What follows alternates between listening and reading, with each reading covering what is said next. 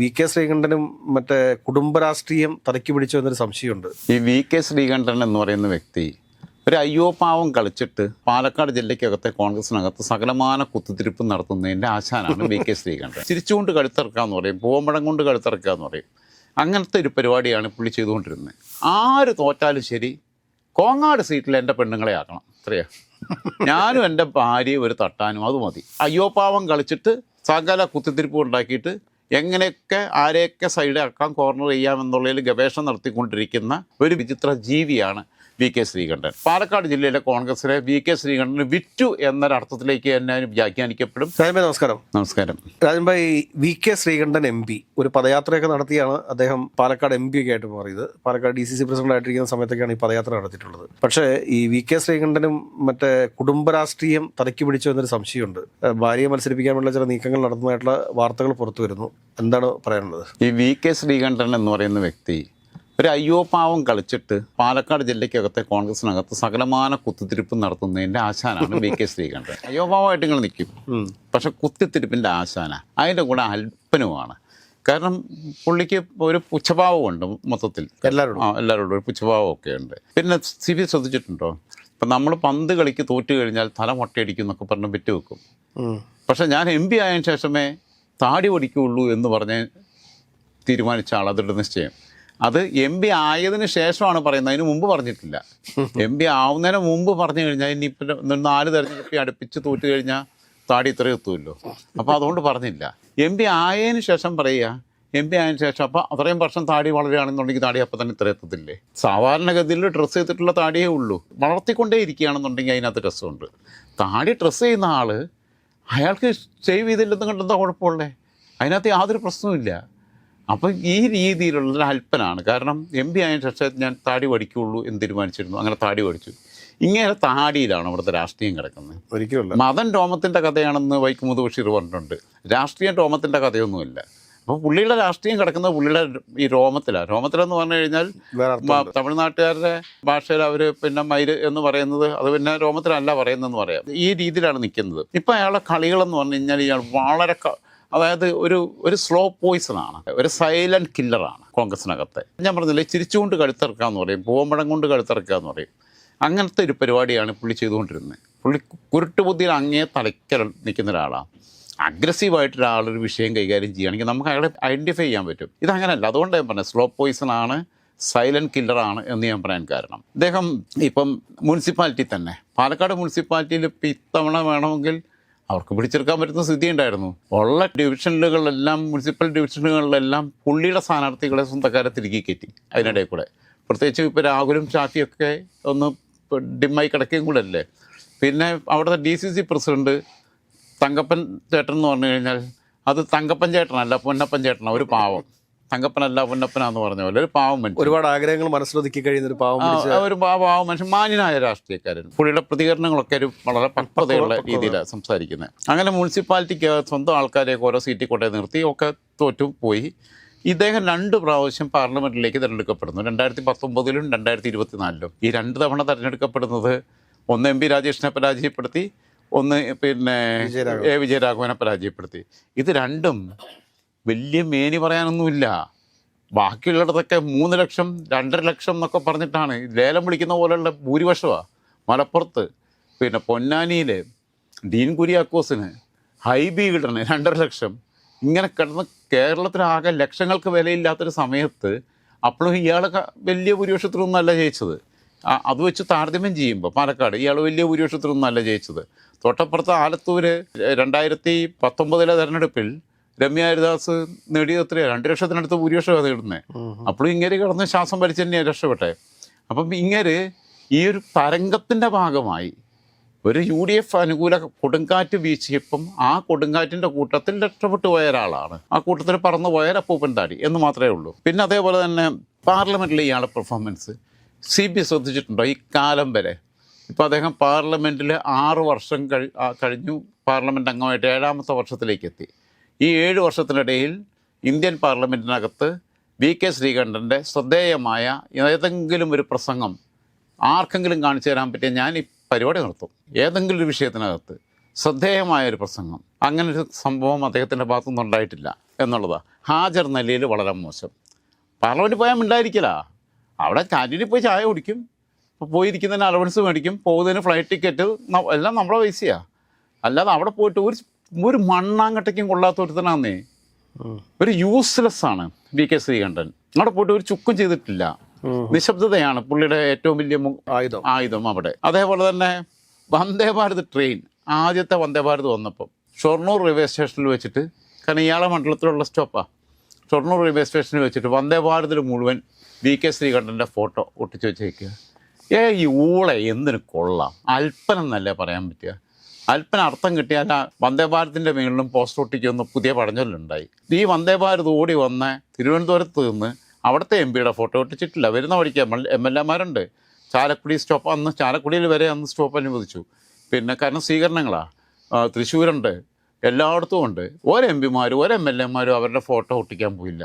ഇവൻ പൈസയും കൊടുത്ത് കയ്യിൽ നിന്ന് പൈസയും മുടക്കി പോസ്റ്റർ അടുപ്പിച്ച് അത് ഒട്ടിക്കാൻ ആളെ ആക്കിയിട്ട് കണ്ടാൽ തോന്നുന്നു അവൻ്റെ അമ്മാവൻ്റെ വീട്ടിൽ നിന്ന് കൊണ്ടുവന്നതാണ് വന്ദേ ഭാരത്. എന്ത് ഇവനെയൊക്കെ പറയുന്നത്? ആ ട്രെയിനിനെ വൃത്തികേടാക്കി കളഞ്ഞു. അതിന് പിന്നെ ഇവരെ പണിഷ്മെൻറ്റ് കൊടുത്തു, അവരെന്നെ ക്ലീൻ ചെയ്യേണ്ടി വന്നു അത്.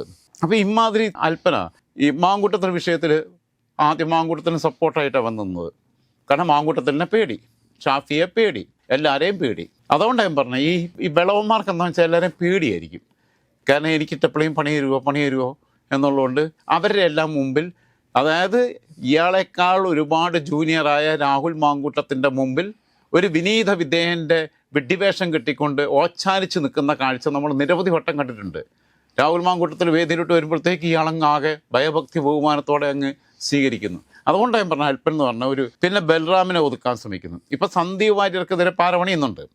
സന്ദീപ് വാര്യരെ പാലക്കാട് ജില്ല എന്നുള്ളതാണ്, ബൽറാം പാലക്കാട് ജില്ല എന്നുള്ളതാണ്. റിയാസ് മുക്കോളി പാലക്കാട് ജില്ലയിൽ പട്ടാമ്പിയിൽ കേന്ദ്രീകരിച്ച് കുറച്ച് കാലമായിട്ട് പ്രവർത്തിച്ചുകൊണ്ടിരിക്കുകയാണ്. കഴിഞ്ഞ തെരഞ്ഞെടുപ്പിന് ശേഷം റിയാസിനെ അവിടെ നിന്ന് ഇപ്പം എങ്ങനെയെങ്കിലും കെട്ടുകെട്ടിക്കണം. ഷാഫിക്കും ആ താല്പര്യമുണ്ട്, കാരണം ഒരു മുസ്ലിം നേതാവ് വേറെ വളർന്നു വരാൻ പാടില്ല എന്നുള്ളത്. റിയാസിനെ കെട്ടുകെട്ടിക്കണം.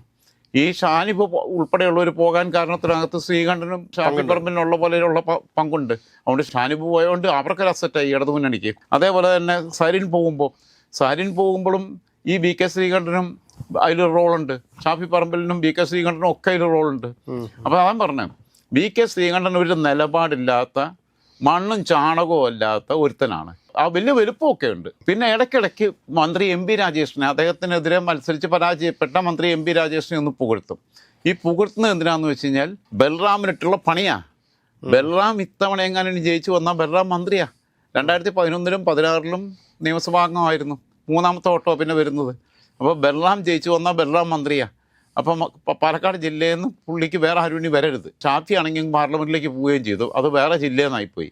അപ്പോൾ ഈ ജില്ല അങ്ങ് കൈപ്പിടിയിൽ നിർത്തുക എന്നുള്ള രീതിയിലേക്കാണ് ഇയാൾ പോയിക്കൊണ്ടിരിക്കുന്നത്. പിന്നെ ആര് തോറ്റാലും ശരി, കോങ്ങാട് സീറ്റിൽ എൻ്റെ പെണ്ണുങ്ങളെ ആക്കണം, അത്രയാ.